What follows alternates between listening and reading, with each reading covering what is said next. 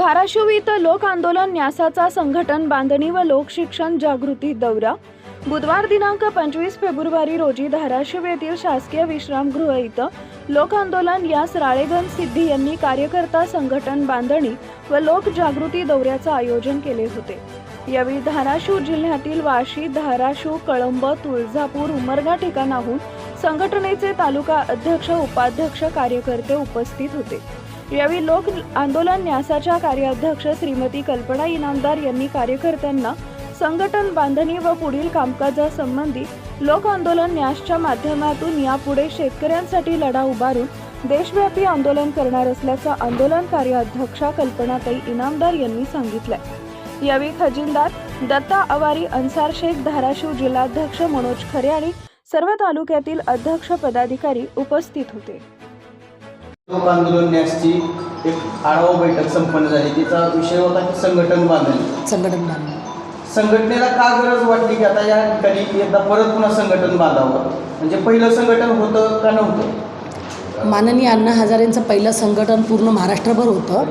ज्या वेळेला संघटनेमध्ये अनेक घोळ झाल्यामुळे अण्णांनी 2014ला संघटन बरखास्त केलं आणि गेले 10 वर्ष संघटन नव्हतं। त्याच्यानंतर 2022ला लोक आंदोलन संस्थेची स्थापना केली आणि 2022पासून आम्ही पूर्ण देशभरामध्ये संघटन बांधणी चालू केलेली आहे आणि आता मी महाराष्ट्रात दौरे करून प्रत्येक जिल्ह्यामध्ये जाऊन आम्ही संघटन बांधणी करतो आहे। प्रत्येक तालुक्याने आहे पण संघटनेसाठी काय दौरे असतील का आपले? हा, प्रत्येक तालुक्यामध्ये पण दौरे असणार आहेत। या संदर्भात विभागीय आढावा बैठक किंवा काय अशा या अनुषंगाने अण्णा कधी बाहेर येतील असं जनतेतून चर्चेलं जात आहे, त्याच्यासाठी काय नियोजन आहे का? बघा, अण्णांचं वय आता 90 आहे, त्याच्यामुळे ह्या वयामध्ये त्यांना फिरवणं तितपत योग्य नाही आहे। पण अण्णांचं मार्गदर्शन घेऊन आम्ही जे अण्णांचे जे विचार आहेत ते विचार पुढे घेऊन समाजाचं कसं भलं करता येईल या विषयावरती आम्ही पूर्ण महाराष्ट्र पिंजून काढणार आहे। प्रत्येक तालुक्यात जाणार आहे।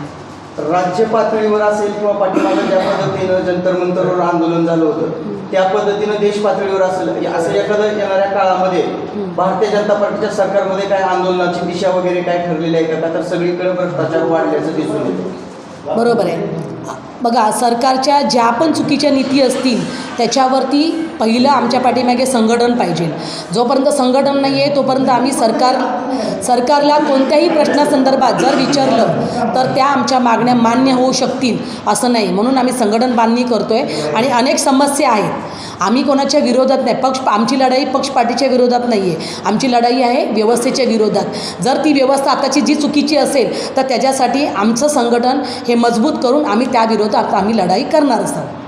संघटनेच्या पक्ष बांधणीसाठी तालुकानिहाय, गावनिहाय, शाखा संघटनेच्या दृष्टिकोनातून काय या ठिकाणी तुम्हाला कशा प्रकारे काम उभं राहताना दिसून येते धाराशिव जिल्ह्यामध्ये? मनोज खरे म्हणून आहेत, यांचं खूप चांगलं काम आहे आणि सध्या ते काम करत आहेत। प्रत्येक तालुक्याला त्यांनी संघटन उभं केलेलं आहे। आता गावागावात आमचं संघटन होणं महत्त्वाचं आहे, त्याच्यासाठी प्रयत्न सध्या चालू आहे।